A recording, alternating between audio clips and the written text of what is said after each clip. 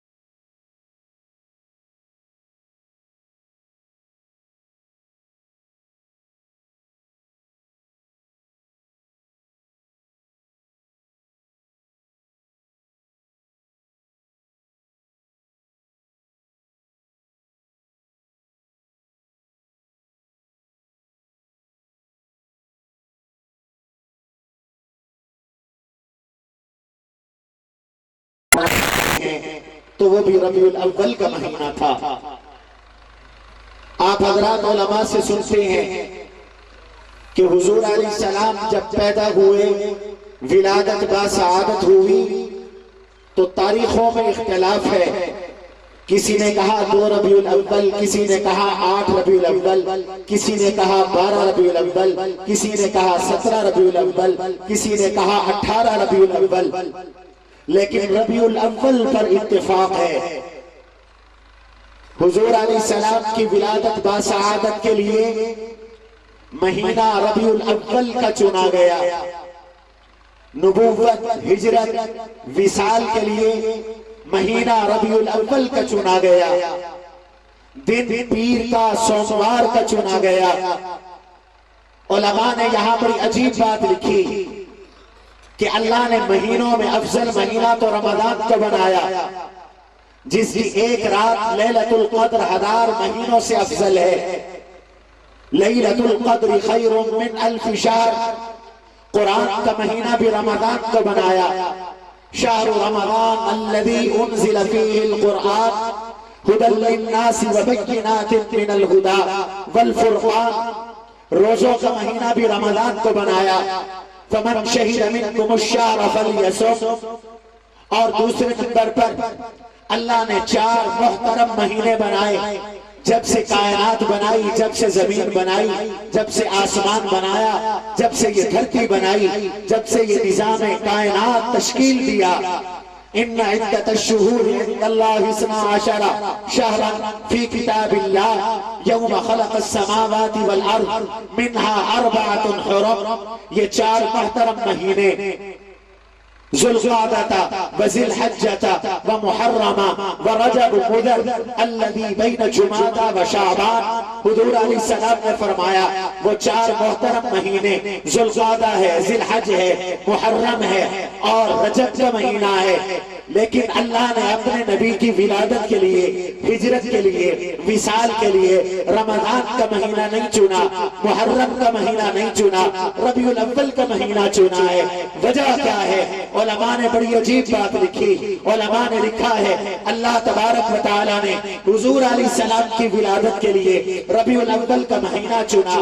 ربیع کا معنی بہار ہوا کرتا ہے، اور یہ موسم بھی بہار کا تھا۔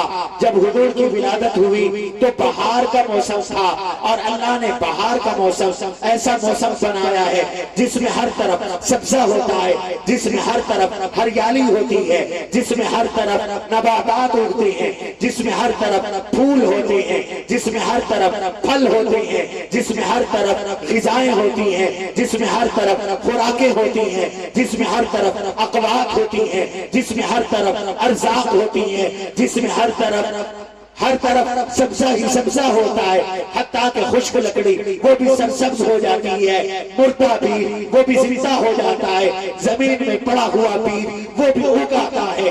ہر طرف نظر کے لیے بھانے والا ماحول ہوتا ہے۔ تو میرے اللہ نے رمضان میں نہیں، میرے اللہ نے محرم میں نہیں، میرے اللہ نے ذوالقعدہ میں نہیں، میرے اللہ نے ذی الحج میں نہیں، ربیع الاول میں اللہ کے نبی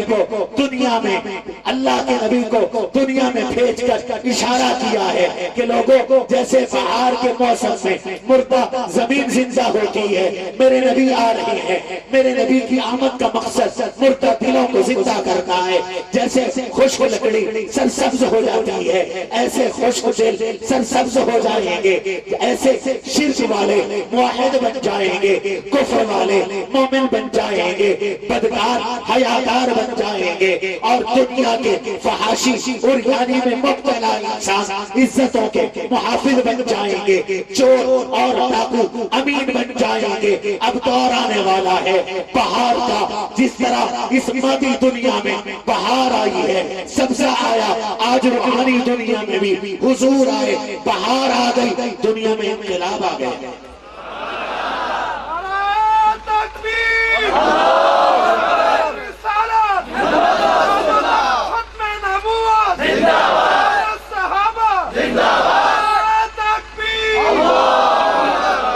دنیا میں انقلاب آیا ہے، اب جہالت چھٹنے والی ہے۔ جب تک حضور علیہ السلام کی بعثت نہیں ہوئی. یاد رکھو ایک ولادت ہے اور ایک مقصد ولادت ہے. ذرا توجہ کرنا. ولادت اللہ کے نبی علیہ السلام کی ہوئی یہ ایک واقعہ ہے. واقعہ رونما ہوا. میرا ایمان ہے ولادت بھی باسعادت ہے. میرا ایمان ہے ولادت بھی عظیم الشان ہے. میرا ایمان ہے ولادت بھی فقید المثال ہے. میرا ایمان ہے ولادت بھی ایسی ہے کہ اللہ نے جیسی ولادت اپنے نبی کو نصیب کی دنیا میں ایسی ولادت کسی کو نصیب نہیں فرمائی. ایسی ولادت ہے کہ جب ولادت ہوتی ہے نور آتا ہے. ایسی ولادت ہے جب ولادت ہوتی ہے کمرہ روشن ہوتا ہے. صرف کمرہ روشن نہیں ہوا کائنات روشن ہوتی ہے. ایک نور نکلتا ہے جو شام کے محلات کو روشن کرتا ہے بصرہ کے محلات کو روشن کرتا ہے. ایسی ولادت ہوئی ہے جس ولادت باسعادت پر ایوان کسریٰ کے 14 کنگرے گرے ہیں. ایسی ولادت ہوئی ہے جس ولادت مبارکہ پر دریائے ساوا خشک ہوا ہے. ایسی ولادت ہوئی ہے کہ جس ولادت باسعادت پر آتش کدہ ایران بجھ گیا ہے. 100 سال کی آگ بجھ گئی ہے. ایسی ولادت ہوئی ہے جس ولادت پر بت گر گئے ہیں. ایسی ولادت ہوئی ہے جس ولادت پر یہودی بھی بول اٹھے عیسائی بھی بول اٹھے اہل کتاب بول اٹھے کہ آج ایسے لگتا ہے کہ نبی یہ آخر الزمان دنیا میں آ گئے ہیں. آج وہ آ گئے جن کے لیے موسیٰ آئے.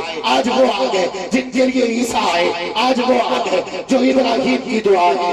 آج وہ آ گئے جو عیسیٰ کی بشارت ہے. آج وہ آ گئے جو عبداللہ کے درے یتیم ہے. ولادت بھی مبارک ہے لیکن ولادت تو ایک واقعہ تھا ہو چلا. ولادت کا مقصد کیا ہے؟